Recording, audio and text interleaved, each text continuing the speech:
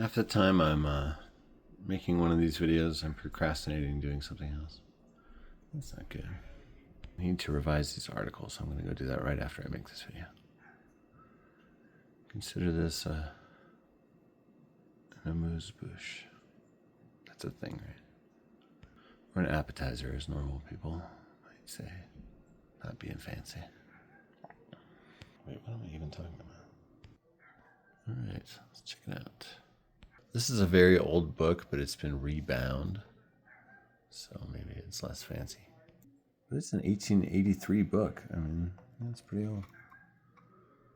Treasures of the Poetic World. But that library binding keeps it like, yeah, this could still stay read in circulation. Elegy written in a country churchyard. Yeah, maybe that is the right thing to do with books. You know, do all the tricks to prolong their lives as long as they're good. And then some will be kept just as like antiques, basically. The idea of a reading copy is probably a useful one. Wow, cool. Texturing, 1883. Far before the era of abstract expressionism. And way before screensavers. This looks horrible. Total, like, offensive, bad dialect.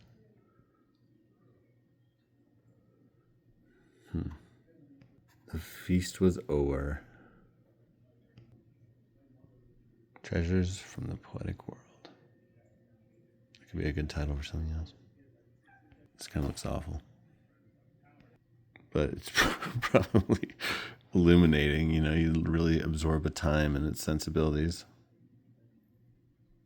Were you to read it?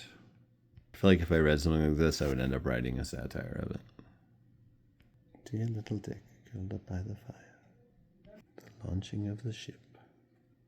Well, the front cover is pretty awesome.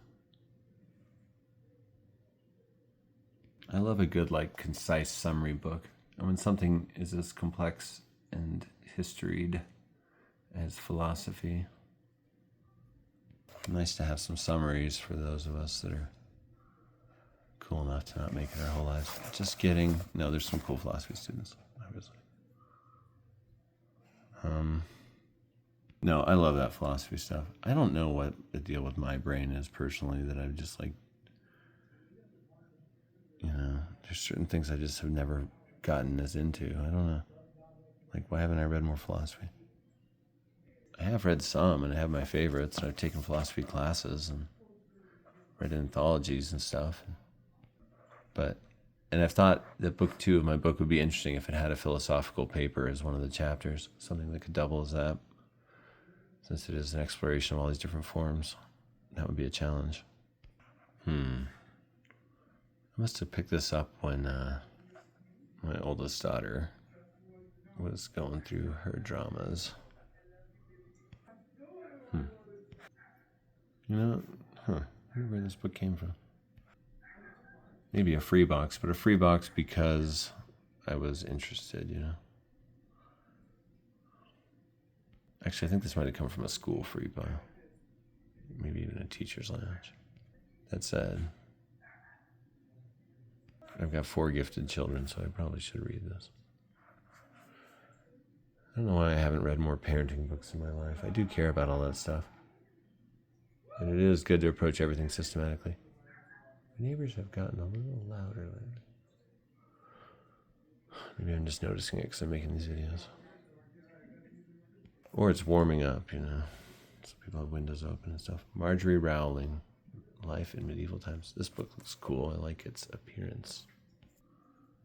You know, it is a pretty interesting time with a great overall ruins value if you think about all the castles left behind and suits of armor and whatnot. This one is just such a beautiful book. I want every book from this publisher series, whatever this is. I have a few of these. What's it say? McGraw-Hill paperbacks. Yeah. Oh man, terrible binding. But what was your binding budget, McGraw? 2 swipes of a glue stick? Silly. one point this was 59 cents at Kohl's, wherever that is. This one needs some gluing and taping, perhaps, but it's so beautiful. Yeah, McGraw-Hill paperbacks. Might be a new thing I collect. I know I have several. But yeah, I'm glad they're all not bound like that I know of. If you write a memoir, you gotta read books like this. As Knausgaard says, memory is a muscle, and it gets stronger the more you use it. It's true. Writing this kind of a book, I've had the experience frequently of like encountering a never remembered memory. And that's a really wild feeling. It's like, what's going on in my brain? Or if you ever recover a felt memory, yikes. I had that watching a home video of me playing with gravel as a little kid, and I was like, oh, I'm remembering this. Crazy. But I'm like one in this video. What? Your nervous system is through your whole body, And, but the body really does keep the score, as another book's title says. But your memory, how it works and how to improve it, I should read this. Especially since my dad has dementia and I must fight to keep the darkness at bay. All I hope is that I have enough wherewithal when I see that approaching to go explore a dangerous ice crevasse. That is the plan. Or, some people just get to spend decades being insane in a building. Yeah, I should totally read this. What if I just became like a self-help book fanatic? Hit it like a A.J. Jacobs style, like follow a theme, see if it made my life better. I didn't have to read all these dumb books. Probably would help your life, though, to have any kind of structure like that you really got serious about. To get serious about one thing is to get serious about everything. Anyway, this isn't a self-help thing necessarily. It's about memory. And memory is a really fascinating, wild topic. It's crazy that every memory is a copy of the last time you remembered it. Neurons copying neurons. Proust was right. Memory is an act of creation. What? But I like stuff like this. Just like doubling down on a topic. How can we make your memory better? Probably would improve it to read this and learn some tricks and do some exercises or something or other. Regardless, memory's a great topic. What is it? My essay, Some Thoughts on Leanne, is kind of also my essay about memory and how it's the only afterlife that we can really afford to people that have gone, but how it's really fallible and always being degraded and made paler by the passing of time. So it's a really happy essay. This maybe has one of the best titles of my collection. Come on shore and we will kill and eat you all. That's fantastic. New Zealand story. By Christina Thompson. What's up, squirrel? Priz. Even the cats are like, it's just a lot of noise right now. What's going on? I'm kind of an anti-noise freak. I mean, I paradoxically have enjoyed noise music at times. Artists like Nunn and Nurse with Wounds and Merzbow and The Fridge at my old place and doom metal. It's a whole genre. But I don't like noise generally. Like, I just like a peaceful world, Like gas-powered leaf blowers, I was like ready to murder for a few years there. It's really, wow. The gas-powered ones have at least gotten less common. I think they're quieter in general, but they're still obnoxious. Get a broom. If you ever see two people with leaf blowers, you can say, get a broom, you two. Little fun joke about how much I hate leaf blowers. That was fun. I enjoyed it as well. Like, I don't know if you remember, but I've looked at a number of books about silence and noise and stuff in the collection. There's one by John Cage kicking around, No Such Thing as Silence. I hope I kept that. Did that survive the purge? Oh, I hope so. And a really good nonfiction one called In Pursuit of Silence. Very good on that topic.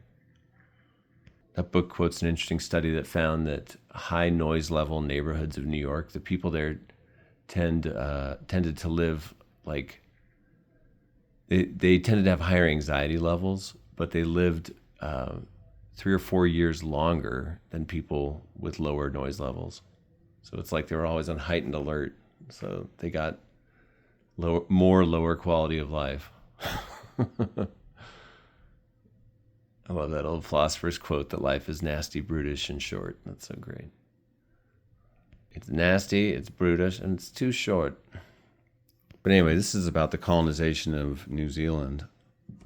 And like New Zealand, the Maori like practiced cannibalism as part of wartime victory rituals and beliefs and transference of power.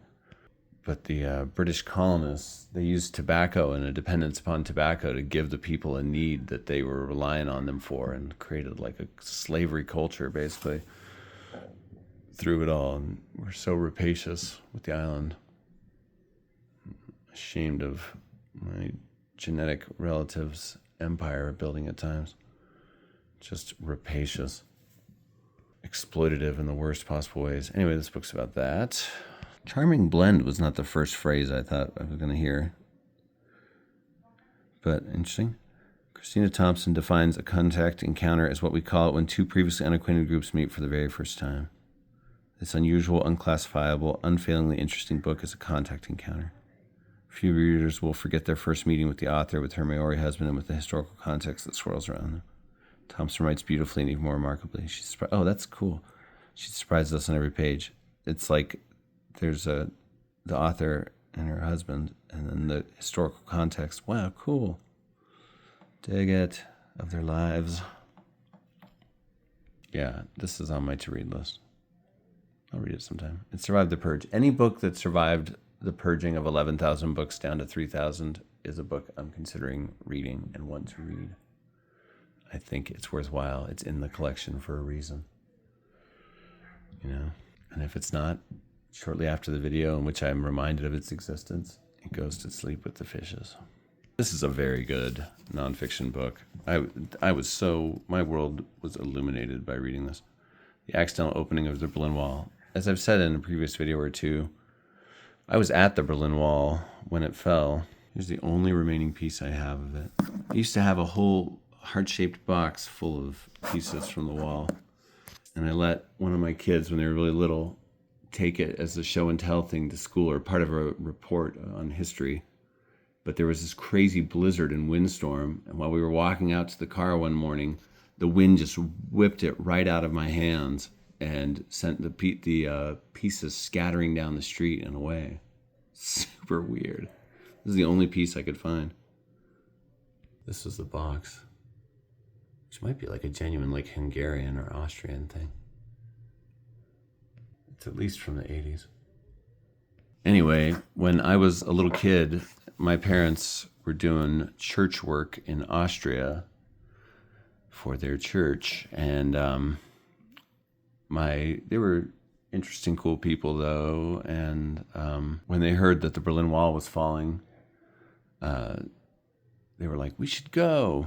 But my dad had to do stuff for his church duties. And so my mom took just me and my little brother. I was like 8, maybe. Wait, it was in 1989, so I guess I was 9 or almost 10. Oh, it was an autumn day in 1989, so I guess my birthday's in September. Okay, this happened in October. Yeah, so I would have been just barely 10. But so, yeah, we went and spent that whole week of the collapse of the Berlin Wall in Berlin. And it was just amazing because everyone was really happy. And I've never been in a city like that where everyone was just walking around grinning all the time, just really overjoyed. When Holly Holm won the world championship, she's a boxer. Albuquerque was pretty proud for like a day. That was a very smiley day. But it was nothing like the Berlin Wall falling back then. The only person I remember who was upset about it was this cab driver that we rode with. And he's like, "Now there's so much traffic." I'm like, dude. But I had so many compelling scenes. I mean, it was really like, you know, as I've said in past videos, I'm like a communist sympathizer. I think like if you got asked AI to redesign society, it would be much more centralized. It just would. It's a more efficient way that benefits everybody. I mean, you know, but it's that paradox of wanting to have control as an individual too, and for within the larger system, maybe it's just incremental, like But I do think the next step has got to be some kind of like democratic socialism. Like, come on, we've got like, there's too many people in need. There's too much of an imbalance of wealth.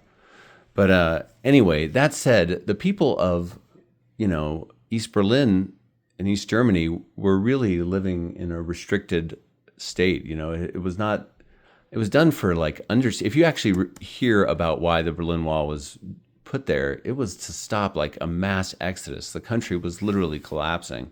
There were not going to be any people there. There was going to be no tax base, and so no infrastructure, and so no country.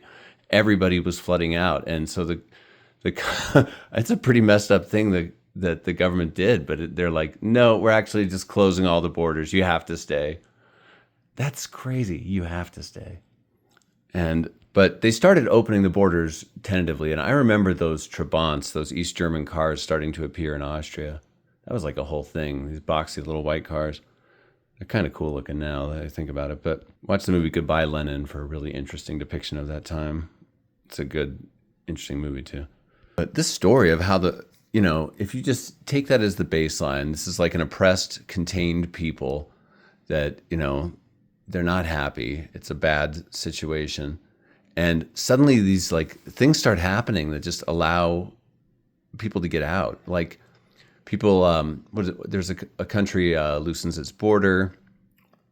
But the big thing is this guy announces on TV, oh, yes, we're opening it. And he kind of misspeaks and he doesn't mean to say it. And once people hear it on TV, you just can't undo it. And all the guard stations around Berlin are just overwhelmed. And it kind of shows that, the guards were human too. They didn't respond remorselessly. It was near also the anniversary of East Germany, some anniversary. God, I remembered like 4 things from this. That's great. I've read it twice. Sheesh. I read this when I was writing my essay, The Book of Mikey, Another Testament of Mikey, about being a kid in Austria and Berlin. And I kind of used the wall. It's just a lot of yelling next door, I might have to have a polite talk with the neighbors. Ugh. I was about to storm outside and yell at a different person. I had my window open in the bedroom and got to air out an apartment with cats periodically, regularly. And let's be polite and just call him a total moron, would not stop honking for his friend to come out or something, or somebody to come out of the building. I'm like, what makes you think that's okay? Do we have a society? Do we live in a civilization? Like, does the Enlightenment age, we're just throwing all that away, that the Enlightenment era, that's gone? We're not doing that? Manners are just over? You just be a big moron that inconveniences. There could have been like 10 sleeping babies within earshot of all that. Anyway, this is such an incredible series of events, but it's also a power to the people kind of story, because these huge protests in Leipzig and Berlin are just so,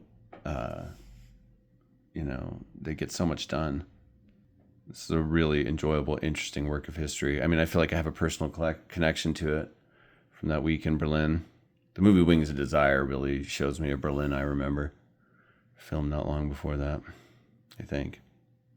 I remember watching that when we still lived in Austria. So, Peter Falk and Berlin, my family was there for it. Berlin really is a cool city. I have a friend that lives there now, a good friend. And Berlin's really unique. I really also liked this book I read called Berlin Now, that is like a modern write-up of Berlin. I don't think I have it. I got that from the library, but I liked that book a lot. I really learned a lot. Like, it's so interesting. When the wall was torn down, suddenly there was this unprecedented in urban history phenomenon, this huge empty strip of land through the middle of the entire city, one of the most ancient cities in Europe. And it's like, well, what do we do with that? And so it just instantly became crowded with super tall buildings and people fighting over that space. And like, that's a whole other interesting chapter. But when I was a kid, someone who escaped over the Berlin Wall with a hang glider came and stayed with my family in Austria in the Mormon mission home. And there were always like dramatic, interesting stories like that. And I had a really strange, I should have mentioned that in that essay. I don't think I did. That's the thing when you write nonfiction. You can't capture it all. And I try. I'm like a freaking overboard maximalist, big time. To the nth degree times infinity. But you still have to leave stuff out sometimes. Either because structurally you have like word count limits here and there, or it just doesn't make sense, or it ruins some effect, or you forgot. But ultimately it doesn't matter. Because once something is forgotten, then it's like it never existed. There's no point to anything. Just kidding. I mean, all that stuff I said is true, but sure there can be a point to things. Why not? The point is what you make of it. Make it. I think art is a beautiful point, if you must have a point. Bringing order and harmony out of chaos and entropy. Oh yeah, that's the good stuff. Gotta love art. Anyway, good book. Nonfiction recommend. If you're interested in the topic, you gotta read it. But honestly, like, if you're interested in techno music, you should read it. These are the origins of rave culture. That's all these empty buildings in Berlin. That's dense. I will say this book is sehr gut. I'd give it 10 sehr guts out of 10. That means very good in German. September 11th, an oral history. Oh yeah, oral histories. I have this book for two reasons. One, I was collecting tons of books on September 11th. It is an interesting topic. One I happen to, live through. I mean, that script, I don't know if any of y'all watched the video I did about the chapter of my book that's a walk across the country. But 9/11 happened during that. And I think the group I was with took the broadest look at that story that anybody alive took. And I'll tell you what, because here it is. We walked through, not only did we walk the whole length of the East Coast that year from Key West to Quebec, but we walked through Pennsylvania fields. The hike was founded out of Boston, where the terrorists took their plane from. We walked through Pennsylvania fields. We walked right by the Pentagon, met with my cousin who worked there. Not a sinister fellow, and he's since died. That was David Kinner, my dad's biological sister who died horribly, her only kid. So we went by the Pentagon, and we stayed with someone like right within sight of the World Trade Center towers for like almost 3 weeks, and walked right by them and leaned against them on our way up. And then we stayed in Portland, Maine the night the terrorists were there. We always said in our group that if we had kept this dog we had earlier in Alabama, he would have sniffed him out and changed world history. I kind of believe that. If I ever get a chance to time travel and fix my life, we're keeping that dog. Anyway, oral histories are a really interesting format. They're collages of human voices that experience real things. They inhabit a really beautiful, cloudy place between art and journalism. And I think oral histories are great. They are journalism, really, except you have to acknowledge the art and how they're presented, etc. Real stories from ordinary people, yeah. I'm tempted to keep all the oral histories together, but I just don't have that many. I should get more. Especially since the last chapter of my book that I need to finish is an oral history, and I still have 7 out of 10 interviews to do. Yikes.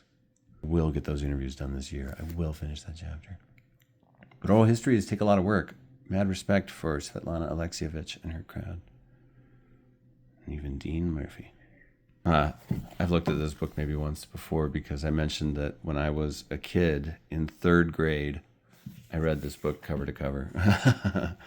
I loved it. This was like my favorite book.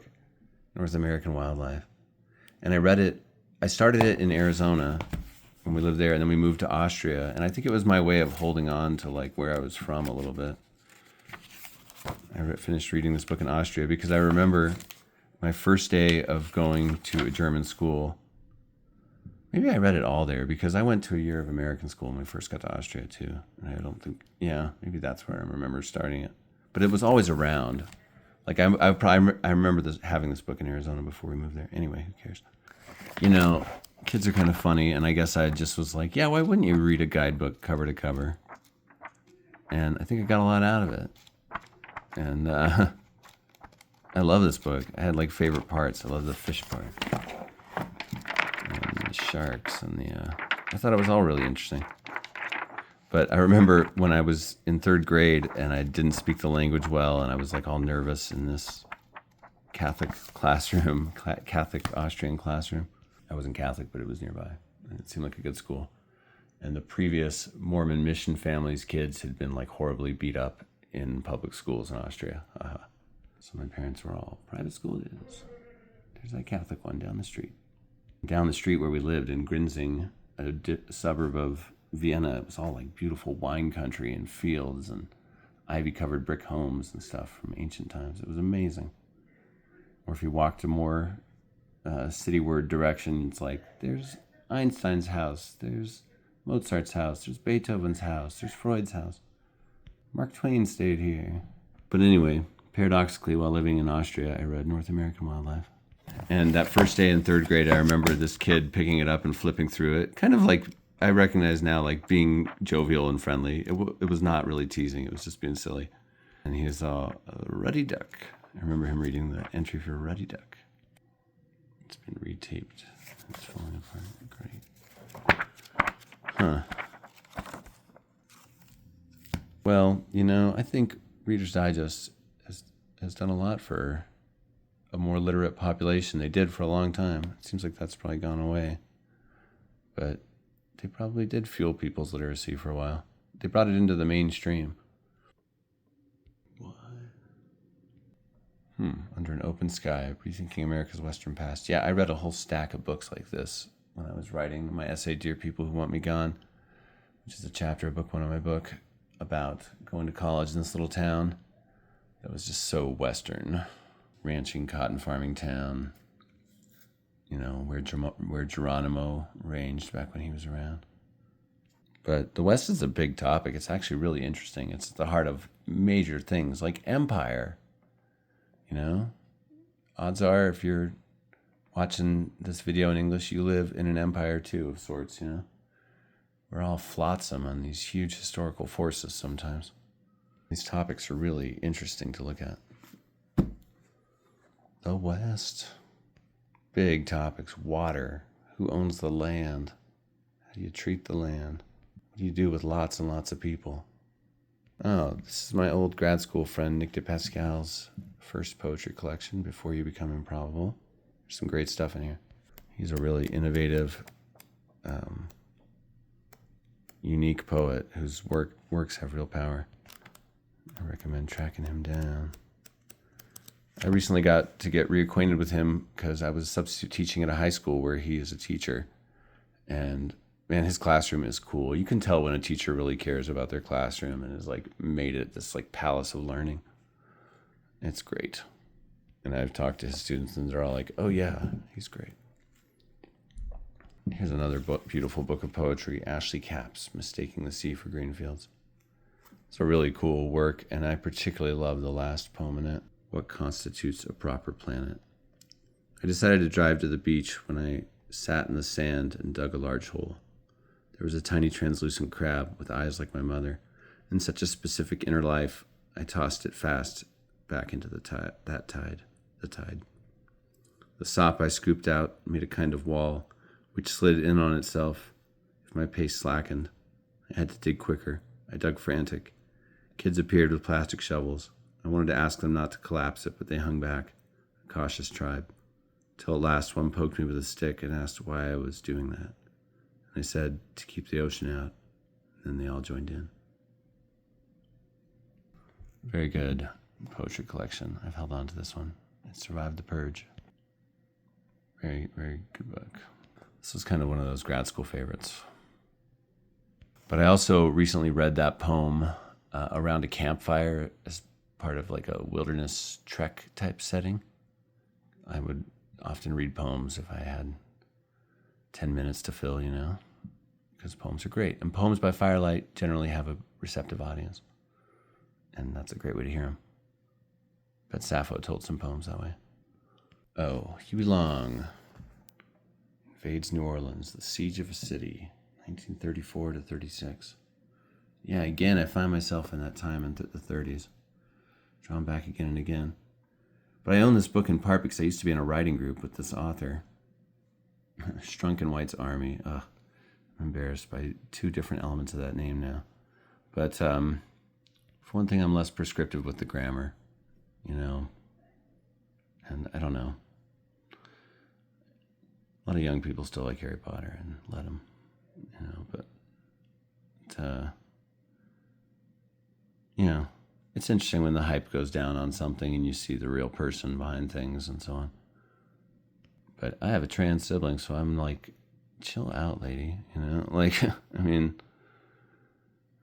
why would you, if you have $1 billion from being a writer, why would you decide to just make this your big issue? People might be using the wrong bathrooms. Good God.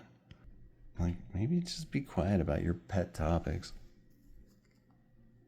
That you're too old to change about or something.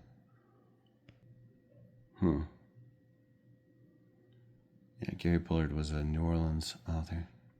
Then he moved to Albuquerque. I wonder where he's at now. But he was a cool guy. I liked him. He was a good part of our group for a while. And he was kind of accomplished already when he came to the group. He already had this book. I think I had my little local history book. But this guy was like a respected regional historian already. Pretty cool. American Exodus, Dust Bowl Migration, and Okie culture in California. I find that a very interesting topic. I've lived around so much of it, seen the evidence of it. Now I have many friends from Oklahoma. The people I know from Oklahoma are always really cool, actually. I mean, I've heard the whole Sooner thing about land grabbing and so on. And, some of the Okie stereotypes are kind of funny. But, Oklahoma's first name was literally Indian Territory. It had other names too, like the various nations it was composed of. But they're like, actually, it's not called Indian Territory. It's called Oklahoma. And when we fire this starting pistol, you can just go claim a piece of land. Woo! But it went from the Sooner era, to being so badly mismanaged environmentally, which they were not alone in doing that. The whole world had terrible farming practices at the time, pretty much. Certainly the Western world. And Russia would have its own Dust Bowl later in the 50s. But I'll never forget, my friend Dennis Lucero said he remembered an Okie jalopy, piled high with stuff, come through Canyoncito, New Mexico in the Sandia Mountains. And this lady got out and she was smoking a cigar and chewing tobacco at the same time. Whoa. Very funny. But there was so much suffering, and the sympathetic grapes of wrath, Woody Guthrie portrait, John Steinbeck, all that portrait of it is totally true too. And H.L. Mencken's critical just condemnation as Okies is trash was super messed up. They were just people looking for a place to be. But then Oklahoma shaped California. Isn't that crazy? Because so many people came from Oklahoma to California. What? I suppose that exodus continues. My friend Amanda's from Oklahoma. My friend Clara is from Oklahoma. I know a lot of cool people from Oklahoma. And they have cool culture, too. The Flaming Lips, all-time great alternative rock band, are from there. But that's also where the Black Wall Street Massacre happened. And the Tulsa bombing, and there's ideologies like that. Well, this looks like just a really good, close-scoped focus on such a specific aspect of the Dust Bowl and Okie migration, that overlap. That's awesome. Ugh, I love a good history book that just transforms you and how you feel about everything. There's so many different things that writing can do. Anytime anyone's a snob about any one thing, I'm like, you're ignoring these other things. I guess you gotta focus sometimes or you won't learn anything. We'd have no experts in anything, but I think I read this, now that I'm looking at it. Probably the most iconic image of all that. Dorothea Lange. She was a friend of Everett Ruiz, the artist who disappeared in 1934. So was her husband. I think it was the photographer Edward Weston, right? No, he's a portrait painter, because I saw some of his paintings recently at the Hubble House in Arizona. Anyway, the evidences of this are all around, and there's so many modern comparisons to make. For instance, I find it really interesting if you read newspaper articles from this time, There would be incidents like a photographer from back east would come out west and say, like, arrange some cow skulls to be by the most photogenic cactus or something like that, and then take a picture. And then that would lead to people saying, the Dust Bowl's not real, the effects are overstated, we don't need to change our farming practices, we can continue selling steel-tipped plows and treating the prairie exactly as we treated it. We don't need, I mean, like, it was exactly what we see now with climate change. And, you know, climate change was probably a part of that too. Personally, I think climate change may have helped sink the Titanic. Like, if you watch A Night to Remember or read the book, that first famous account of the Titanic sinking, a much more slow one. It's interesting. It just shows how people like thought they could just keep playing cards because everything would be fine. But if you watch that one, they talk a lot about that it being an unusually warm year in the Arctic and there being a lot more icebergs floating loose. How long had the Industrial Revolution been going on? I bet someone's looked into this, but it's something I think about. I'm like, yeah, I bet the Titanic was probably an early affected thing from the effects of just putting a ton of carbon into the atmosphere. It was a predicted effect. It's a real thing. And we need to keep improving things before the sixth major extinction that we've caused gets even worse. Like, we should have tigers and whales for all generations, you know? Come on. Our plastic inconvenience isn't worth all that. But The Worst Hard Time is a very good book about the Dust Bowl. I recommend that one. Good modern one. I think this was good. Kind of remember it. You know, when you like read 10 books on a topic in a short period of time and they kind of blur a little bit? That is what I believe I experienced with this one. I think this one also might have come from my older sister's collection, now that I'm thinking about it. We have with such similar interests. It's crazy. And that happens to me sometimes. She kind of gave me my big theme of place, and she also came from the same places as me, so. Intimate History of Humanity. Well, this looks good, like just a story of humanity. It's a hopeful book.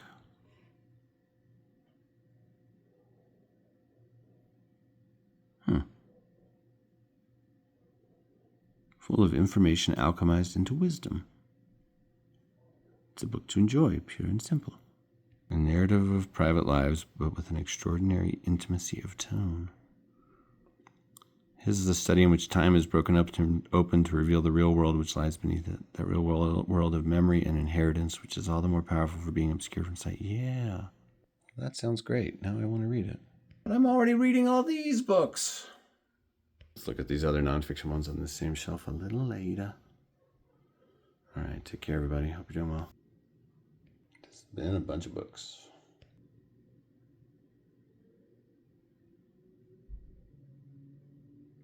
All right, well, take care, everybody. Did I just say that twice in a row? Maybe I didn't think you heard me. I just saw there's a GoFundMe for Talus, the cat from the summer camp that I worked at last year and want to work at again. This cat has vet bills. The most amazing 21-year-old one-eyed cat. I love this cat. One night I was like, Talus, you never visited me in my cabin. You should come visit me. And that night he walked and jumped in my window and came to the cabin. Smart cat. He always had a mouse in his teeth, which is good in New Mexico. It keeps hantavirus down. You only want the rodent population to get so bold. Anyway, I'm going to donate to Talus the cat's GoFundMe. And even though you've never met him, if you love cats, you should too. TALUS, the cat, on Facebook. Associated with Cottonwood Gulch. It'd be funny if this led to people donating to. Just an excellent cat, though. Though I think that camp should always have a cat. It's like everyone's favorite part of going there. The pets, the animals that are around. All right, I need to eat something. Take care. Again, whatever. Bye.